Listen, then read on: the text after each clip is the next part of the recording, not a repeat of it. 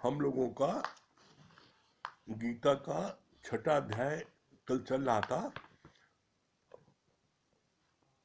उसका last paragraph वो पढ़ देते हैं।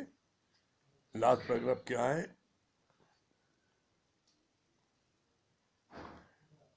माया के सुख प्रत्यक्ष नजर आती हैं, पर ज्ञान है तब अधीरज न हो जाओ। ऐसा न हो कि बंदर की तरह बीज डालो और फिर थोड़ी दूर में खुदाई करो कि अभी वृक्ष बना कि नहीं।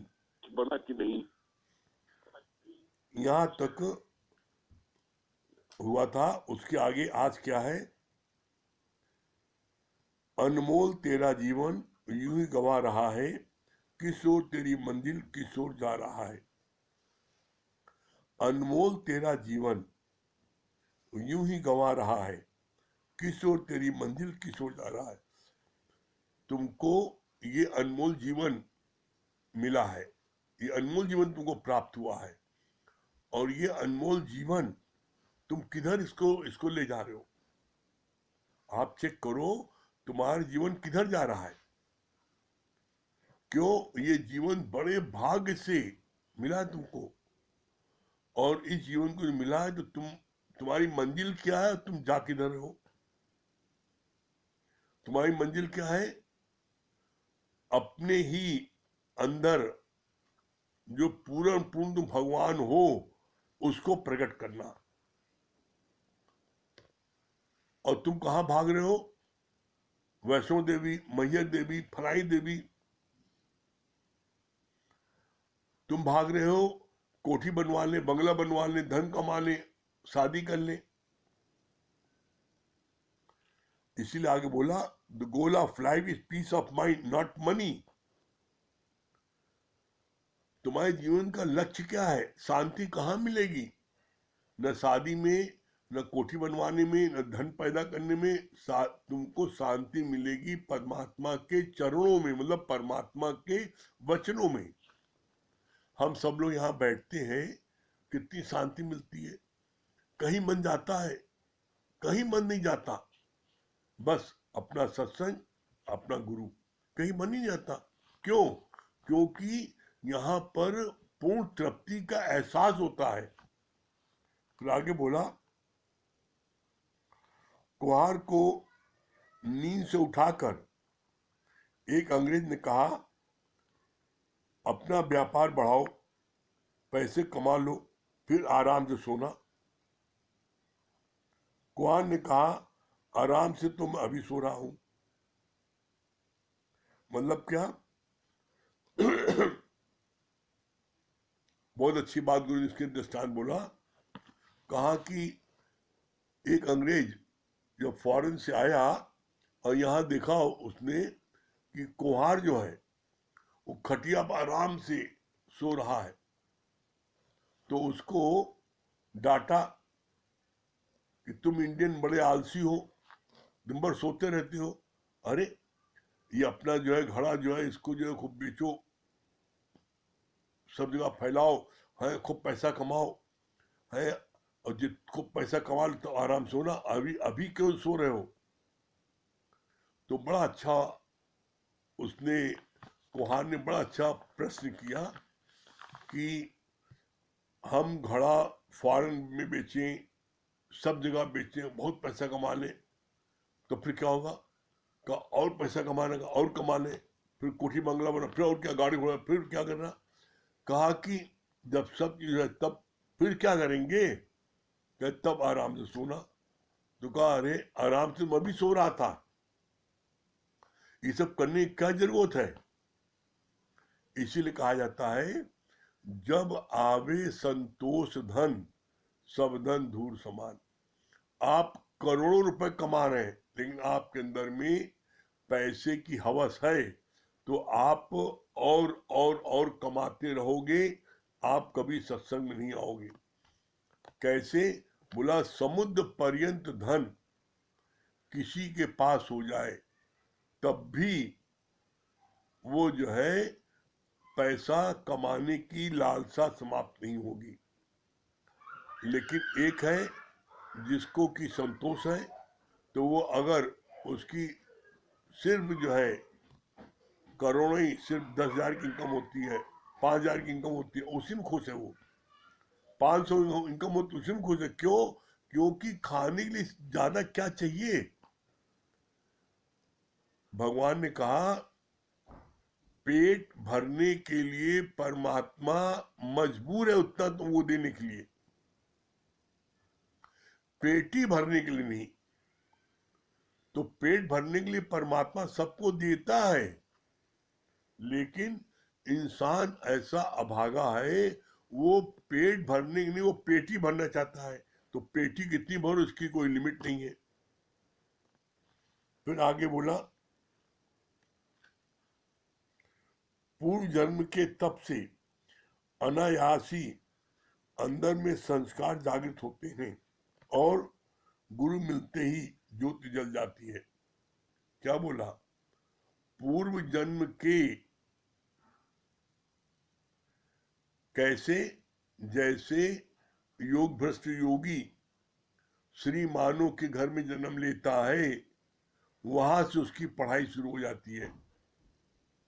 तो इसी तरीके से जो लोग योग भ्रष्ट योगी हैं, उनको क्या होता है, जैसे गुरु मिलता है वैसे उनके अंदर की ज्योति जल जाती है। गुरु के ज्ञान का दीपक होंगे तुरंत जल जाता है। क्यों? क्योंकि उनकी बाती तेल सब कुछ पहले से तैयार था। अंत वेले में किसी कारण से वो मुक्त नहीं हो पाए, तो उनके सारी चीज तैयार है, सिर्फ माचिस लगनी देरी थी। गुरु जीवन में आया, तुरंत जल गया। और बहुत से लोग ऐसे होते हैं कि उनकी कुछ भी तैयार नहीं होती है, वो गुरु की बहुत मेहनत भी लेते हैं, मगध भी खाते हैं, उसके बाद भी उनके जीवन में कोई परिवर्तन नहीं आता। क्यों? क्योंकि उनकी कमाई कुछ नहीं है पहले की, उनकी कमाई कुछ नहीं है। वो किसी पुण्य कर्म के कारण वो गुरु के सम्मुख तो आ गए, लेकिन वो इतने उनके अंदर में गंदगी भरी है कि उस गंदगी को ही सफा करते करते गुरु को बहुत वक्त लग जाता है। और जो योग भ्रष्ट योगी होते हैं वो एकदम साफ रहते हैं, गंदे नहीं रहते, साफ रहते हैं। क्षण क्षण भर के लिए उनकी वृत्ति भंग हुई और उनको मुक्ति नहीं मिली, तो पवित्र तो थे। जैसे बड़ा अच्छा आया, कबीरदास के गुरु अंत वेले में उनकी निगाह बड़ी सुंदर बेर पर चली गई कि बेर बड़ी सुंदर है, इसको खाया जाए, और उसी समय उनकी डेथ हो गई, प्राण छूट गए। तो वो बेर में कीड़ा बन करके बेर खाने लगे। कबीरदास से कहा था गुरु ने कि जब मेरा शरीर शांत होगा तो घंटा घड़ियाल बजेगा, और जब घंटा घड़ियाल नहीं बजा तो कवि ने कहा नहीं, मेरे गुरु ने कहा था, इसके मतलब मुक्त नहीं हुए। तो उन्होंने क्या किया, उन्होंने बहुत माइंडली ऑब्जर्व किया कि जब मेरे गुरु का शरीर शांत हुआ तो उसमें वो कहाँ थे, कैसे लेटे थे, क्या कर रहे थे। तो फिर वो जैसे अवस्था में लेटे थे वैसी अवस्था में उन्होंने लेट के देखा। जब देखा तो सामने वो कीड़ा नजर आया उनको बेर में, तब वो समझ गए कि ये जो है कीड़ा बन करके बेर को खा रहे हैं। और जब उन्होंने कीड़े को मारा तब वो मुक्त हुए। तो कभी कभी ऐसा हो जाता है, इसीलिए इस बात को कहा जाता है हर पल हर पल हर क्षण, बोला श्वास श्वास सुमरो गोविंद, तो मन अंतर की उतरे चिंत। जब तुम हर श्वास में उस गोविंद का नाम भजोगे तो तुम्हारे अंदर की सारी चिंताएं छूट जाएंगी। और श्वास श्वास भजो गोविंद, ये प्रैक्टिस होता है। प्रैक्टिस कैसे? आप हर पल हर समय आप भगवान के चिंतन करो, हर समय भगवान के बारे में सोचो, पी की पचर में या पी के पचार में। आप हर समय अपने मन में सोच लो कि हम जब भी कुछ भी सोच विचार करेंगे, बोलेंगे, तो सिर्फ परमात्मा के शब्द बोलेंगे, उनके बारे में सोचेंगे, उनकी लीला का जो है हम उसका आनंद लेंगे, उनकी लीला का वर्णन करेंगे, उनके ज्ञान को बताएंगे, सुनेंगे हर समय, बाकी कोई दूसरा नहीं। इसका प्रमाण है आपके प्रभुदत्त ब्रह्मचारी, उनका ऑपरेशन जब हो रहा था इलाहाबाद में मेडिकल कॉलेज में, तो उनको बेहोशी की दवा दी गई, क्लोरोफॉर्म सुंघाया गया, उसके बाद भी पूर्णतया वो बेहोश हो गए, उसके बाद भी उनके अंदर से जाप चल रहा था, भगवान का ओम का जाप चल रहा था। तो डॉक्टर लोग घबरा गए कि भाई मैंने इनको बेहोशी दिया, पूर्णतः बेहोश है। चेक किया कि ऐसा तो नहीं कि इनको बेहोश नहीं हो, ऐसा ये इनके आवाज आ रही है। जब चेक किया गया तो देखा पूर्णतः वो बेहोश है, अनकॉन्शियस है, और उसके बाद भी उनके अंदर आवाज आ रही है। तो क्यों आ रही है? क्योंकि वो हर पल ओम का सुमरन करते थे। इसी तरीके से आप जब श्वास श्वास भजो गोविंद, जब हर श्वास में आप उस गोविंद का नाम लोगे, तो फिर क्या है, फिर आपसे क्या होगा, एक पल भी नहीं छूटेगा। तो फिर आपको मुक्त होने से कौन रोक सकता है? इसीलिए बोला जाता है जो श्वास बाहर जाए, अंदर आने का क्या भरोसा, कोई भरोसा नहीं अंदर आने का। इसलिए एक पल को भी अपने मन को किसी दूसरी तरफ मत लगाना। एक पल को भी, जिस समय तुमने एक पल को भी अपने बेटे के लिए सोचा, बेटी के लिए सोचा, हमें इसकी शादी करनी है, उसी पल तुम्हारा जो है अगर शरीर शांत हो गया तो क्या होगा? एक पल तुमने सोचा कि हम जो है रुपए और जमा कर लें, उसी में शरीर शांत हो गया तो क्या होगा? तो इसलिए एक पल भी परमात्मा के अलावा और कुछ मत सोचो, तो निश्चित फिर कौन आपको मुक्ति से रोक सकता है? फिर आगे बोला इसमें, पूर्व जन्म के तप से अनायासी अंदर में संस्कार जागृत होते हैं और गुरु मिलते ही ज्योति जल जाती है। सत्संग में आते तो साधारण तौर पर है, सत्संग में आते तो साधारण तौर पर है, पर अनायास ही पूरा जीवन समर्पित करने का एम बन जाता है। क्यों बन जाता है? ऐसे देखने आए थे सत्संग, और देखते देखते अनायास ही मन में ये प्रतिज्ञा होती, नहीं गुरु जैसा मेरा जीवन हो जाए। क्यों? हम तो सिर्फ देखने आए थे कैसा होता है, कैसा सत्संग है, लेकिन जब गुरु को दर्शन हुए, गुरु की वाणी सुनी गई, गुरु का आचरण देखा, गुरु उठना बैठना देखा, तो जब गुरु को ही देखा कि गुरु जो है उसको किसी प्रकार का किसी से कुछ नहीं लेना, और वो कितने आनंद में है, तो अनायास गुरु की तरफ खिंचाव होता गया। अनायास गुरु की बात को मानने में सुख मिलने लगा, और जब गुरु के वचन को हमने थोड़ा सा भी लगाया जीवन में, तो हमने देखा बहुत फायदा हो रहा है, बड़ी मन में शांति मिल रही है। तब स्वतः अंदर से मन बोलता है गुरु तेरे जैसे बनी जीवन, तो अंदर से ही आवाज आती है गुरु तेरे जैसे जीवन बने, और फिर आप अपना पूरा जीवन ही इसमें समर्पित कर देते हो। आए थे देखने, अब पूरा जीवन क्यों समर्पित कर दिया? क्यों? क्योंकि आपने उस चीज को देखा कि जो आनंद यहाँ पर है, इतने सालों से आप सब जगह गए आए, लेकिन ये आनंद, ये शांति नहीं मिली कहीं पर जो यहाँ मिल रही है। तो इसलिए आप उससे प्रभावित हुए और आपने अपना जीवन उसी प्रकार का बनाने के लिए एक निश्चय कर लिया। फिर आगे बोला,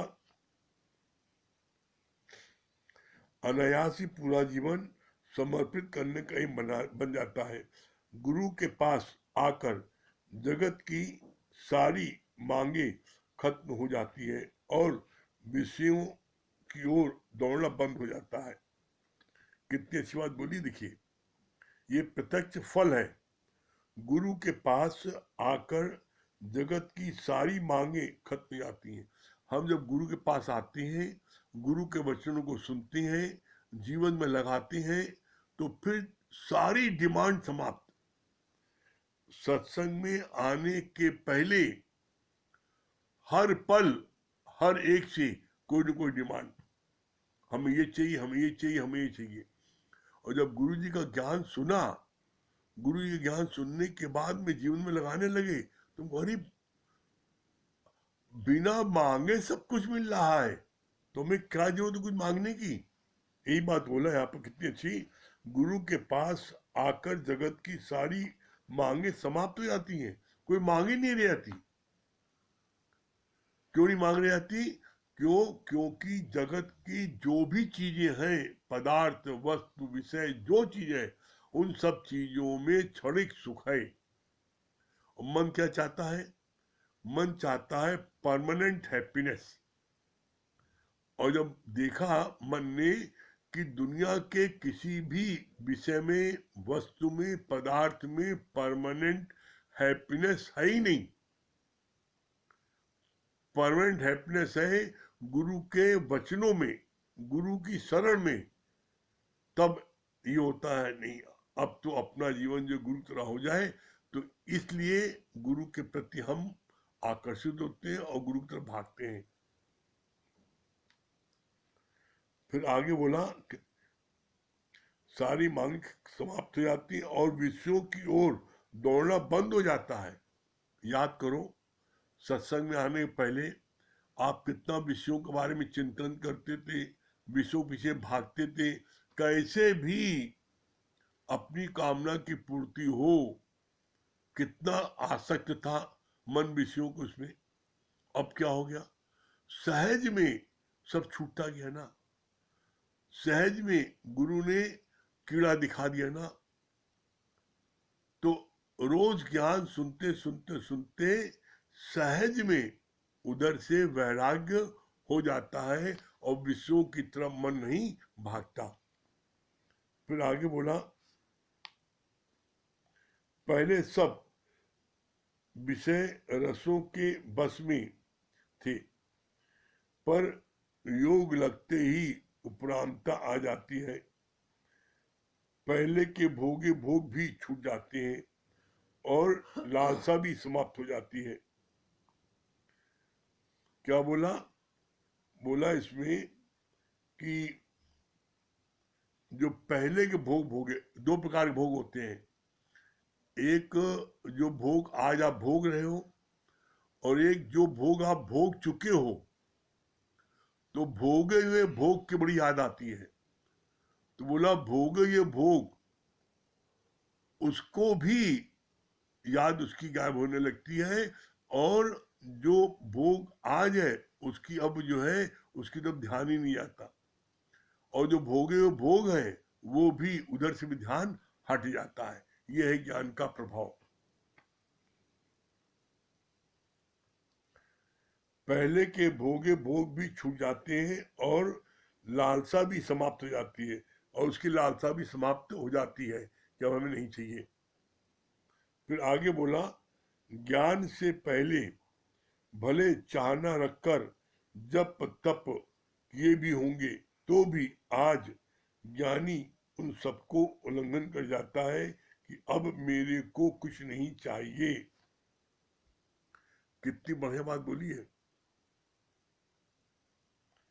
ज्ञान में, सत्संग में आने के पहले मन में बहुत प्रकार की चाहना थी, बहुत प्रकार का हमने जब तब किया था। हमें ये चाहिए, हमको बेटा चाहिए, हमको हमको धन चाहिए, हमको कोठी चाहिए, हमको बंगला चाहिए, हमको पोस्ट चाहिए, बहुत से इन सब चीजों के लिए बहुत से जब तब भी किए, सत्संग में आ गए तो अब इन सब चीजों की भी अंदर से इच्छा समाप्त हो गई। ये कमाल की बात है।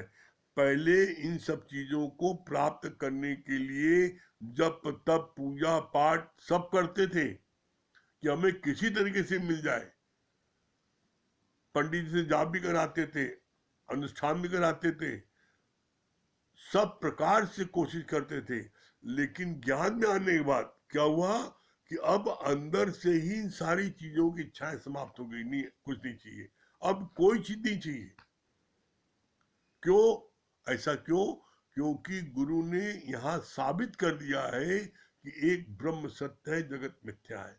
अब जो मिथ्या है, जो चीज है ही नहीं, हम उसके सुख को क्या करेंगे, उस सुख को लेकर क्या करेंगे? फिर आगे बोला, आया जो तेरे दर पे भगवान, दीदार को हो नहीं सकता कि भव से न पार हो। कितना विश्वास है यहाँ भक्त को। आया जो भगवान तेरे दीदार को, तो हो नहीं सकता कि भव से पार न हो। भगवान हम आपके दीदार को आए, हम आपके दर्शन के लिए आए, तो ऐसा हो नहीं सकता कि अब मुझे मुक्ति नहीं मिले। हम भगवान की शरण में आए तो हमें हमें कैसे नहीं मुक्ति मिलेगी? मुक्ति गारंटेड है। क्यों? इसके एक नहीं कई प्रमाण है। सबसे अच्छा प्रमाण तो हमको लगता है नारद जी वाला। जब भगवान ने बोला लक्ष्मी से कि इसकी भूमि जला दो, नारद गया है, तो नारद ने क्यों भाई? कहा ये नुगुरा है, इसका कोई गुरु नहीं है। तो कहा गुरु कर लो, तो कि जो पहले व्यक्ति हो उसको गुरु मान लेना। तो गुरु माना, लेकिन मन में अंदर में भक्ति श्रद्धा नहीं थी। फिर भगवान से मिलने गए कि आपने कहा था, मैंने गुरु बना लिया। तो कहा कि अब तुझको घोर नरक मिलेगा। कहा घोर नरक में? कहा क्यों? क्योंकि तुमने गुरु तो मेरे कहने से बना लिया, लेकिन गुरु में तुमने श्रद्धा भक्ति प्रेम नहीं रखा, अब तुम्हें घोर नरक मिलेगा। तो कहा भगवान ये तो बड़ा गड़बड़ हो गया, ये तो वही हाल हो गया ना, बनने आए थे चौबे, बन गए दूबे। तो भगवान को बड़ी मेहनत, भगवान ने बताई इसका क्या उपाय है, कैसे छूटे, कैसे घोर नरक से बचे। तो भगवान ने कहा वही गुरु बताएगा, हम कुछ नहीं बता पाएंगे।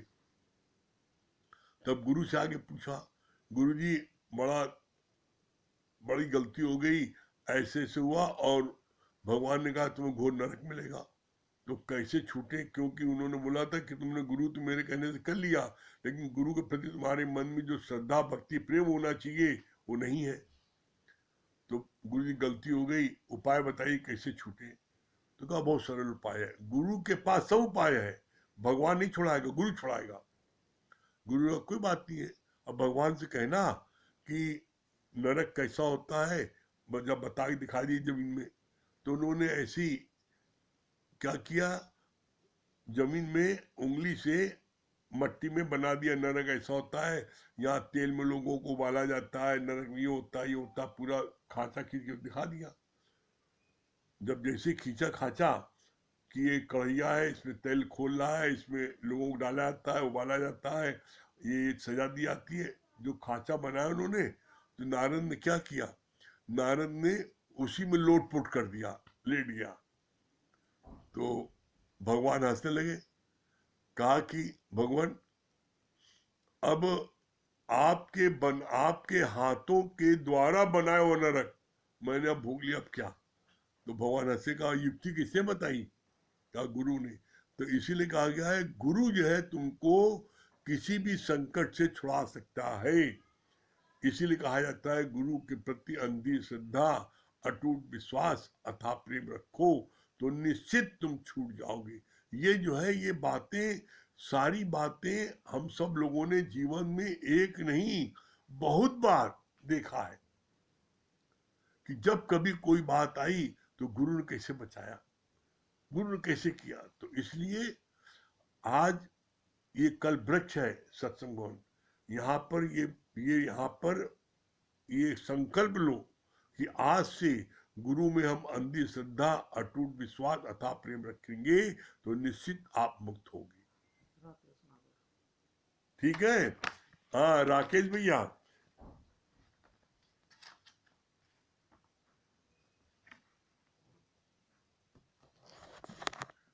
राकेश भैया क्या बोल रहे हैं? हाँ प्रणाम भैया। प्रणाम प्रणाम। क्या बोल रहे हैं राकेश भैया? वो आपकी बात को, तो हाँ आपकी बात को जो आपने गुरु जी का भी इतना महत्व बताया, गुरु जी का इतना आपने महत्व बताया, इसीलिए कहते हैं कि गुरु का जो दर्जा है वो भगवान से भी बढ़ के है, भगवान से भी बढ़ के है, क्योंकि हमको गुरु ने ही भगवान दिखाया है। थोड़ा नीचे हो जाइए और थोड़ा, कि हर संकट से राकेश भैया थोड़ा नीचे, शकल नहीं दिख रही है। हाँ बस अब ठीक है, आप ठीक है। हाँ, हर संकट से जो है वो हमको गुरु ही निकालता है। भगवान ने तो खाली हमको सत्य और इस संसार में भेज दिया, लेकिन सारी जो है वो गुरु ही देता है। हाँ चलिए भजन सुना दिए राकेश भैया। अच्छा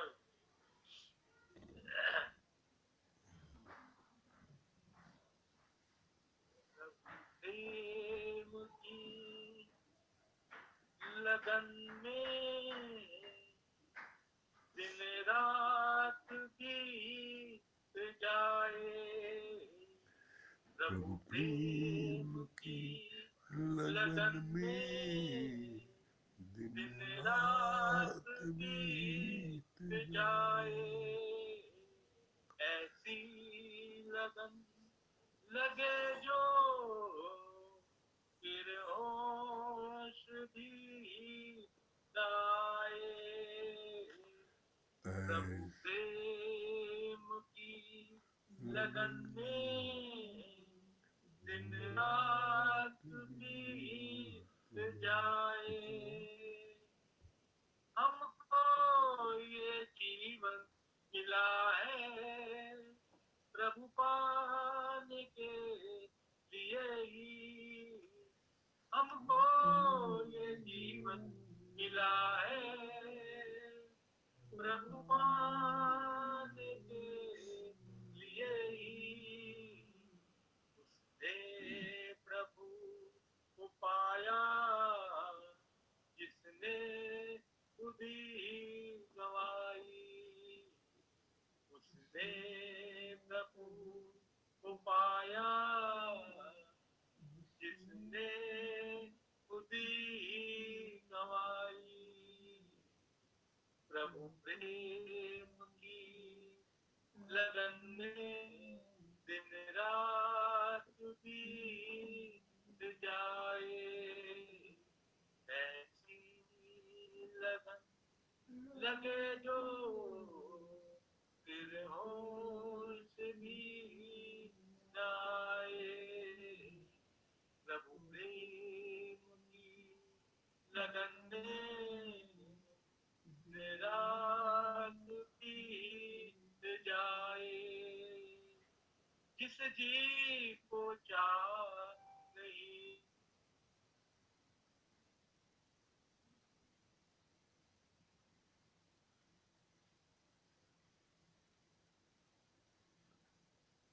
आपकी आवाज नहीं आ रही है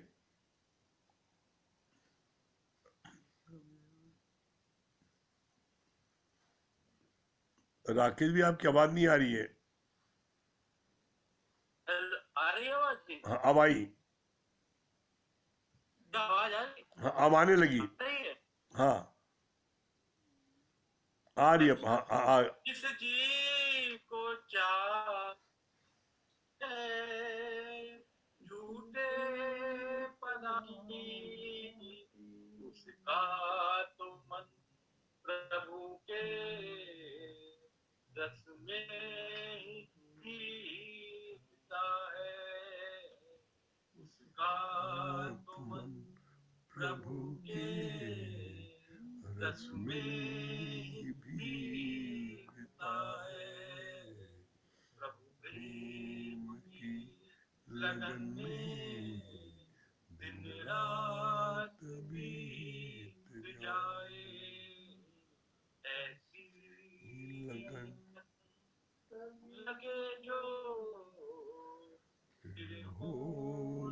भी नाए। प्रभु प्रेम की लगन में दिन रात बीत जाए। प्रभु पाने के लिए तो पहले प्रेम है जरूरी। प्रभु पाने के लिए तो पहले प्रेम है जरूरी। या तो प्रभु का बन जा, या प्रभु को अपना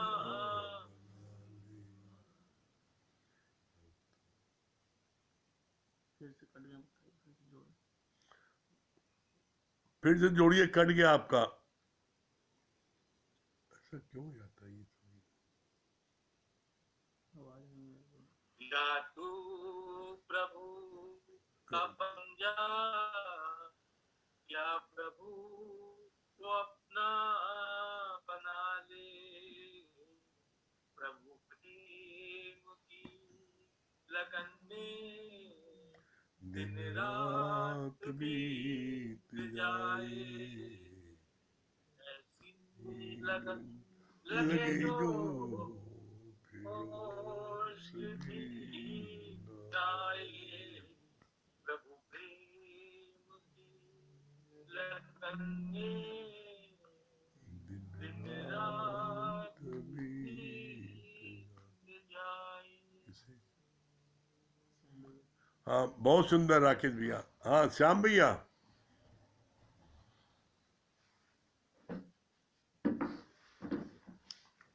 राम राम भैया। राम राम।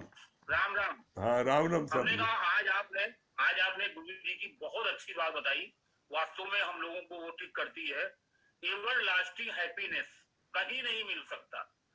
जो एवर लास्टिंग हैप्पीनेस के बारे में आज आपने डिटेल में बताया है, वो वास्तव में कहीं कभी नहीं मिल सकता।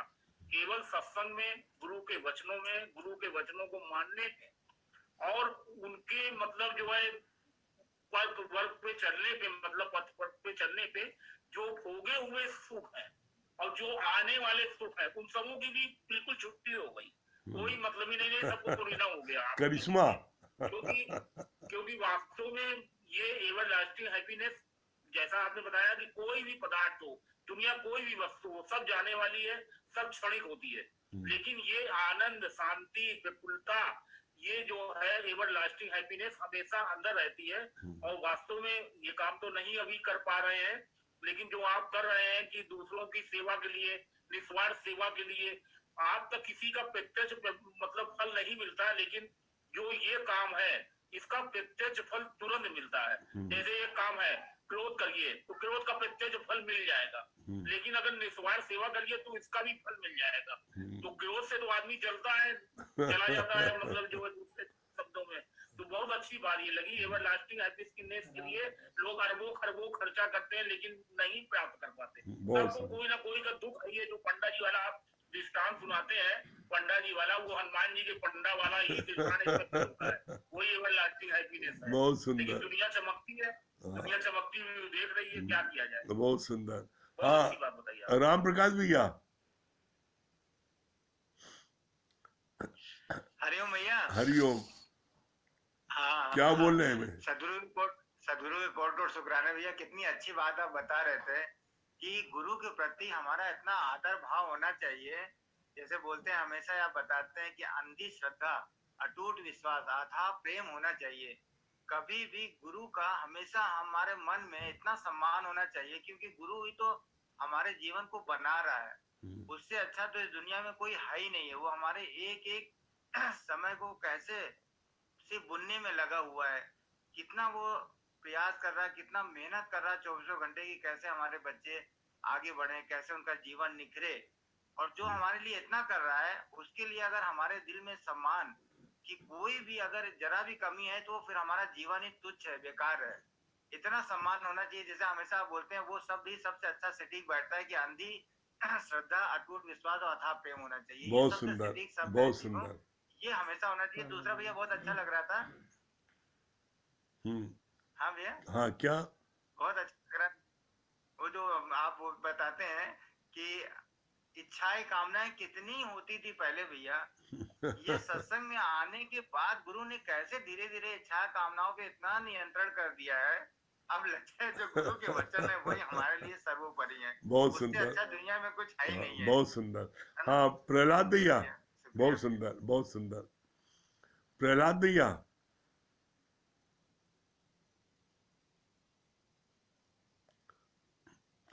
हाँ प्रहलाद भैया सुन रहे हैं? आवाज आ रही है? हाँ आ रही, आप दिख भी रहे हैं, आवाज भी आ रही है।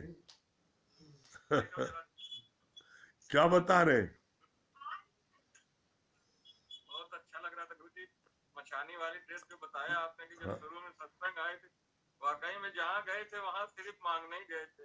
ये पहला ऐसा दर मिला कि जो सारी इच्छाएं कामनाओं की हम लोगों ने त्यागा है। लेकिन आज जैसे आप जीवन देखते हैं आप लोगों का, ठीक उसी प्रकार हम लोगों का जीवन जो दिया है भगवान, जहाँ रखा है, लगता है कि वही स्वर्ग है, वही महल है हमारे लिए। हाँ बहुत ये बहुत सुंदर। अच्छी बात लगी कि लोगों को संतोष तन दे दिया। बहुत सुंदर, बहुत सुंदर। हाँ विश्वकर्मा जी,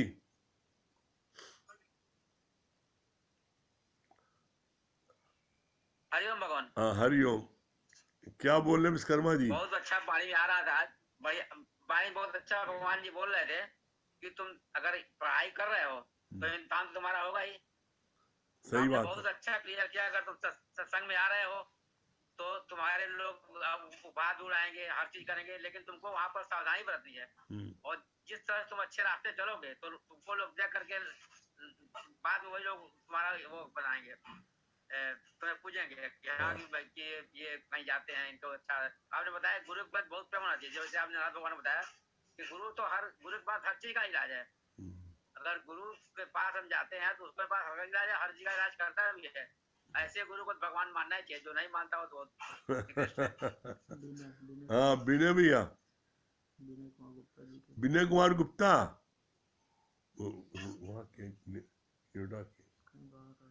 हाँ विनय कुमार गुप्ता जी नोएडा के।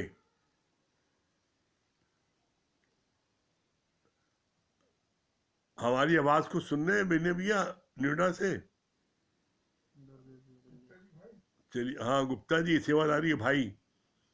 चलिए वो लगता है वो नेटवर्क उनका नहीं चल रहा ठीक है। हाँ किसको? हाँ दुर्गेश भैया दिल्ली। हरिओम गुरु जी। हरिओम। हरिओम गुरु जी। हाँ क्या बोल रहे दुर्गेश भैया? हाँ गुरु जी, बड़ा अच्छा लगा बताया ना आपने, जैसे कि दुनिया के किसी भी कोई भी पदार्थ में परमानेंट हैप्पीनेस है ही नहीं।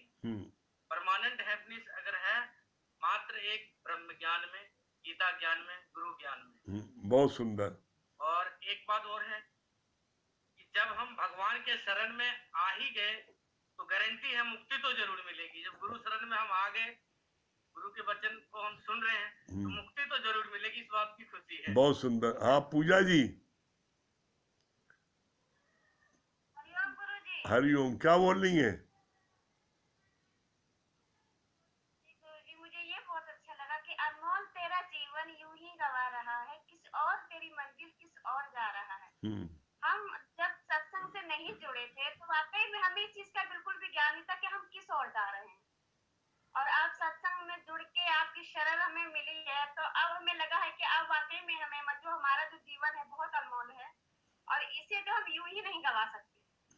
ये बात मुझे बहुत अच्छी लगी गुरु जी। और जो सुबह की वाणी में ये भी मुझे बहुत अच्छा लगा कि जो अपने आत्मा में जागृत हो जाता है उसे किसी भी बात का दुख नहीं होता। अगर हमें गुरु की कृपा हमें मिलती है, हमें ज्ञान प्राप्त होता है, हम ब्रह्म ज्ञान बन जाते हैं, तो हमें कोई भी कुछ भी बुरा भला कुछ भी कहे तो हमें उस चीज का बुरा नहीं लगता। हाँ बहुत सुंदर। चलिए समय हो गया, ओम जाप कर लें। तकलीफ नहीं होती। हाँ चलिए ओम का जाप कर लें, समय हो गया।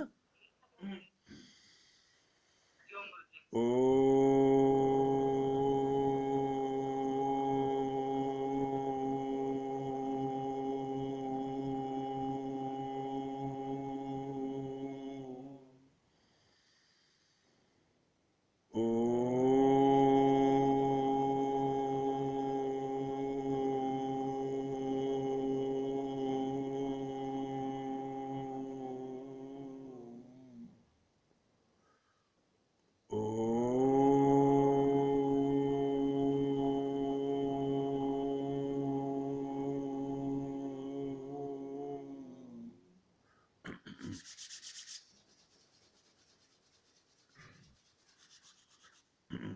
सभी प्रेमियों को हरिओम।